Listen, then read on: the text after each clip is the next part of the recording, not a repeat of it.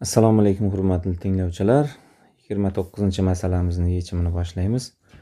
Oqim tezligi 12 detsimetr sekund bo'lgan daryoni eng minimal masofa orqali kesib o'tish uchun 24 detsimetr sekund tezlikda suza oladigan kater qirg'oqqa nisbatan qanday burchak ostida suzish kerak?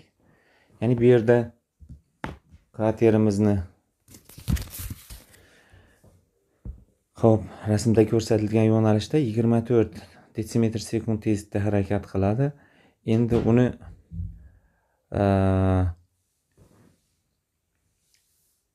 o'sha 24 metr sekund tezlikni gorizontal tashkil etuvchisi oqim tezligiga teng bo'lishi uchun kater qirg'oqqa nisbatan qanday burchak ostida suzish kerak? Ya'ni bu yerdan sinus, ya'ni mana bu oqim tezligi bu yerdan 24 desak, 12 desak, qarang, oqim tezligi bu oqimning tezligi 12 bo'lsa, katerning tezligi v teng 24 detsimetr sekund desak, shunda mana bu burchagimiz, bu burchak alfa bo'lsa, bizlardan so'ralgan burchak mana bu burchakni so'rayapti, x burchakni. Ya'ni yozamiz endi, qarang. O'sha sinus alfa teng ekan v oqim bo'lingan v bo'lsa bu yerdan, ya'ni bu ham teng 12 bo'lingan 24, bu ham 0,5 bo'ladi. Ya'ni bunda alfa necha gradus bo'ladi? 30 gradus bo'ladi. Demak, shunda mana bu oladigan bo'lsak, katerning tezligi, harakat yo'nalishi mana bu x bo'lsa, mana bu yerimiz alfa bo'ldi. Shunda alfa plus x teng 90 gradus bo'lsa, demak so'ralib turgan x burchagimiz 90 minus 30 bo'ladi. Bu ham x teng 60 gradus bo'ladi. 60 gradus, ya'ni javob 60 gradus ekan. Xo'p, keyingi masalamizda yomg'irning tezligi, mana shu rasmdan foydalanadigan bo'lsak, mayli rasmni yon tomoniga qaytadan chizamiz. Mana bu tomchining, ya'ni yomg'irli havoda avtobus 9 metr sekund tezlik bilan harakat boshlagach, yomg'ir tomchilarining avtobus oynasidagi izi vertikal bilan 30 gradus burchak. Mana bu yomg'ir tomchisining tezligi bo'lsa, pastga yo'nalgan. Endi avtobus harakatlangandan keyin 37 gradusga burchakda iz qoldirgan. Mana bu 37 gradus. Xo'p, mana bu avtobusning tezligi bo'lsa, ya'ni v avtobus, ya'ni v teng 9 metr sekund. Bizlarda yomg'ir tomchisining tezligi, mana bu tomchini tezligi so'ralyapti. Xo'p, bu yerdan tangens 37 gradus, ya'ni tangens alfa, ya'ni mana bu 37 gradus burchakning tangensi, ya'ni 9 ni qarshisidagi katetni yopishgan katetga nisbati. Qarshidagi katetning yopishgan katetga nisbati bo'lsa, ya'ni teng qarshidagi katet 9 bo'lingan tomchining tezligi. Shunda tomchining tezligi, v tomchining tezligi 9 ko'paytirish tangens 37 gradus bo'lsa, ya'ni v tomchi shunda teng bo'ladi 9 ko'paytirish tangens 37 gradusda 0 butun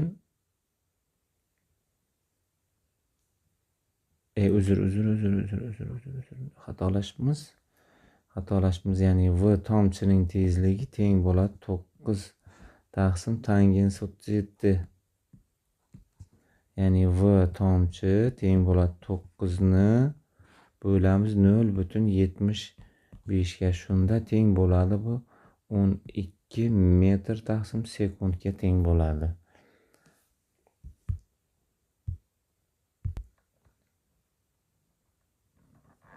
Xo'p, 31-masala. Suvga nisbatan tezligi 8 detsimetr sekund bo'lgan bola kengligi 6,4 metr bo'lgan daryoni minimal masofa orqali suzib o'tish uchun qirg'oqqa nisbatan 53 gradus burchak ostida suzadi. Bola qanday vaqtda daryoni kesib o'tadi? Bu yerda minimal masofada o'tish deganda mana oqimni tezligiga qarshi mana bu tezlik ikkalasi teng bo'lishi kerak. Ya'ni bu yerdan shu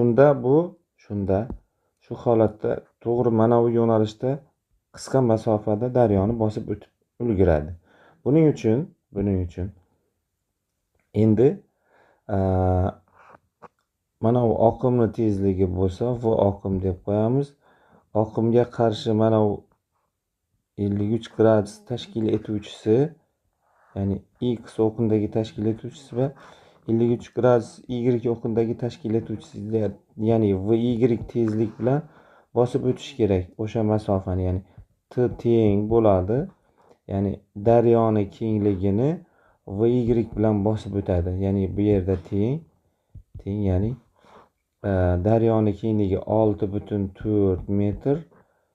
V y'imiz mana bu yerdan sinus 53 teng bo'ladi. Mana bu v tezlik. Sinus 53 teng v bo'lingan v bo'ladi-da. Shunda v y'imiz teng bo'ladi v ko'paytirish sinus 53 ga. Buni mana bu yerga qiymat 10 ni olib borib qo'ysak, v ko'paytirish sinus 53 gradus bu ham teng bo'ladi 6,4 ko'paytirish 8 ni detsimetrni metr sekundga o'tkazsak 0,8 ko'paytirish sinus 53 dan 0,8 ga teng. Bu ham teng 64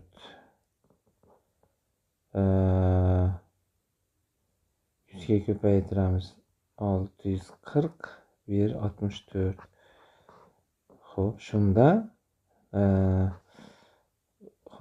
darajasi minus 2 bu 66,4 deylik. Mana uni, Xo'p, shunda yuqoriga chiqadi. Bu ham teng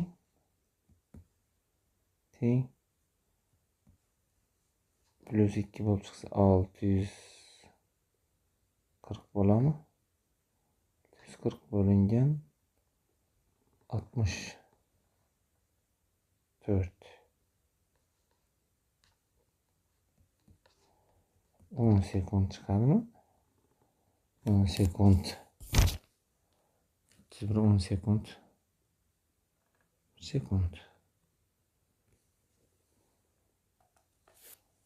10 sekundda bosib o'tadi shunda. 10 sekundda bosib o'tadi. Xo'p. 32-masalani davom ettiramiz. 32-masalamiz. Bu yerda 32-masalada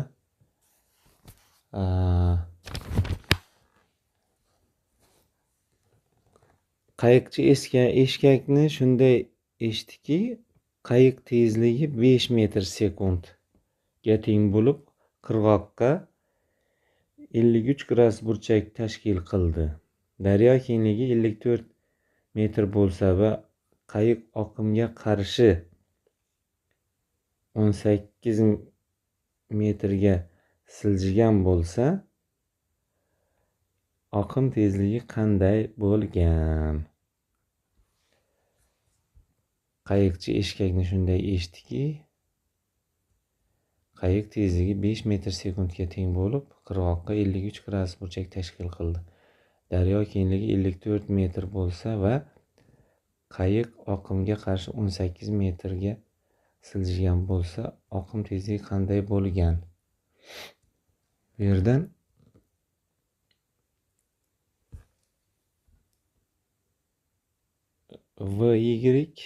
y o'qi bo'yicha tezligi v sinus 53 gradus bo'ladi. Ya'ni y teng v sinus 53 gradus. Bu ham teng bo'ladi 5 ko'paytirish. Ya'ni mana bu tezlik 5 da, mana bu tezlik 5 metr sekund. Ko'paytiramiz 0,8 ga. Bu ham 4 metr sekund bo'ladi. Endi o'sha bizlardan so'ralib turgan tezligimiz, ya'ni daryo kengligi 54 bo'lsa va qayiq oqimga 18 metrga siljigan bo'lsa, oqim tezligi qanday?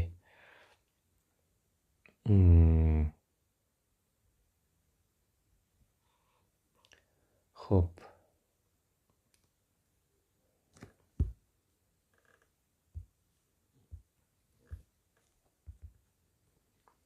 Buni tenglamasi, ya'ni 18 metr masofani 5 ko'paytirish kosinus 53 minus v oqim tezlik bilan t vaqtda bosib o'tgan. O'sha paytda 54 metr daryoni 5 metr sekund tezlik bilan sinus 53 ko'paytirish t vaqtda bosib o'tgan.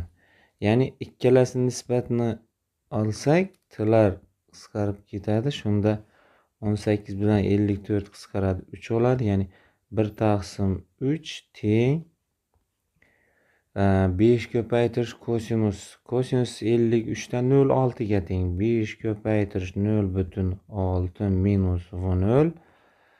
5 ko'paytirish 0,8 bo'ladi. Shunda bu 4 taqsim 3 4 taqsim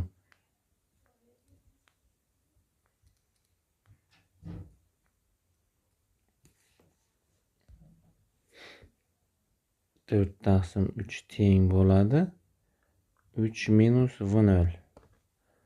Shunda 4 teng 9 minus 3 v0.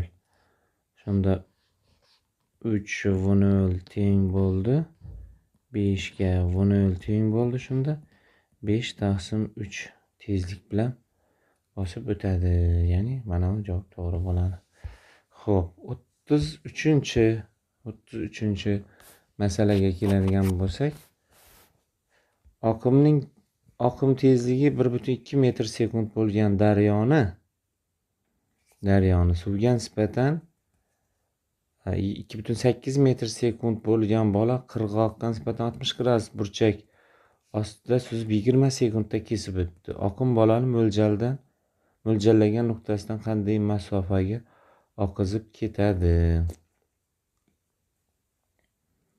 Xo'p. Demak, oqim tezligi v oqim desak, shunda xo'p.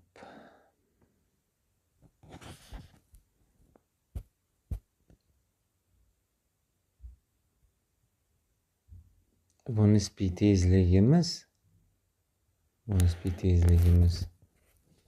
ya'ni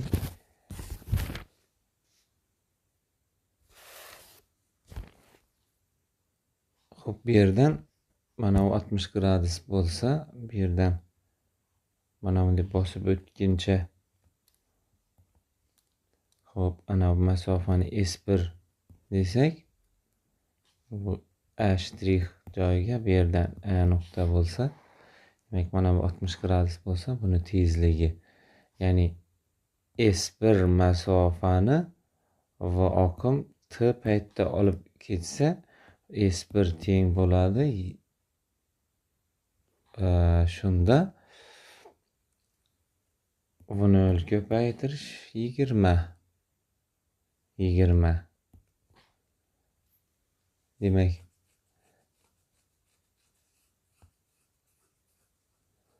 shunda ya'ni 60 gradusni tezlikni tarkibiy qismlarga ajratsak, 60 gradus kosinus 60 gradusda teng 0,5 ga. Shunda v nisbiy tezligimiz 2,8 ko'paytirish kosinus 60. Bu ham teng bo'ladi 1,4 metr sekundga teng bo'ladi. Ya'ni kosinus 60 mana bu kosinus 60 mana bu tezligimiz hamda mana bu tezligimiz. Mana bu yer shunda v nisbiy shunda bu natijaviyimiz teng bo'ladi v nisbiy plus v oqim, bu ham teng 1,4 plus 1,2, bu ham teng bo'ladi 2,6 metr sekund. Shunda S teng bo'ladi v nisbiy ko'paytirish, ya'ni 2,6 ko'paytirish 20, bu ham teng bo'ladi 52